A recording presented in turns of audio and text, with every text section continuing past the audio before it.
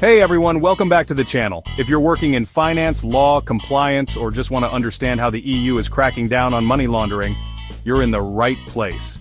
Today, we're diving deep into the fourth Anti-Money Laundering Directive, or AMLD4. What is it, why does it matter, and how is it different from AMLD3? Stick around, especially for the last minute where we'll compare the two directly. Let's go. So first, what exactly is AMLD4? Introduced in 2015 and enforced from June 2017, AMLD4 is a key part of the EU's fight against money laundering and terrorist financing. It's all about increasing transparency and accountability, especially in the financial system.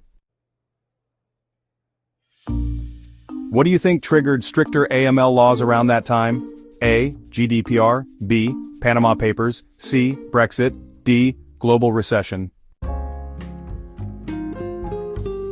Answer B. The Panama Papers. The leak exposed how offshore companies were being used to launder money and avoid taxes.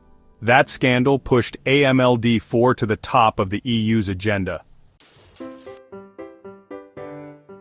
Now let's break down the core features of AMLD4. Instead of a one-size-fits-all rulebook, AMLD4 forces institutions to assess risk levels per client and transaction. High-risk customers, more scrutiny. Financial institutions must gather more data ownership structures, source of funds, and the ultimate beneficial owner, or UBO. UBO is a person who ultimately owns or controls the company. No more hiding behind shell companies. EU countries must maintain a centralized register of UBOs, accessible to authorities and in some cases, the public. AMLD4 extends beyond just banks. Now it covers real estate agents, gambling operators, auditors, and lawyers in some contexts. Think fast. Would a luxury car dealer fall under AMLD4 if they're accepting large cash payments? Pause. Yes, especially if the transaction exceeds 10,000 euros. AMLD4 requires monitoring for any high-value transactions. Enforcing AMLD4 wasn't a walk in the park. Different EU countries adapted it at different speeds. While some embraced transparency, others were slower to adopt the UBO registers or failed to give public access.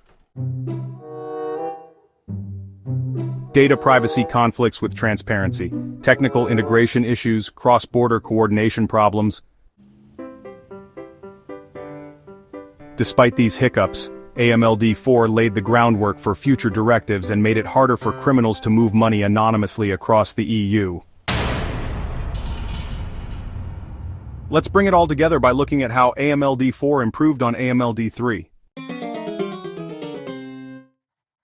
So basically, AMLD4 wasn't just a tweak, it was a major upgrade. And that's a wrap on AMLD4. We covered its origins, main goals, key features, and how it stepped up from AMLD3. If you found this helpful, give it a like, hit that subscribe button, and drop a comment. Which part of AMLD4 do you think made the biggest difference? And if you're curious about AMLD5 and beyond, we've got videos on those too. Stay tuned.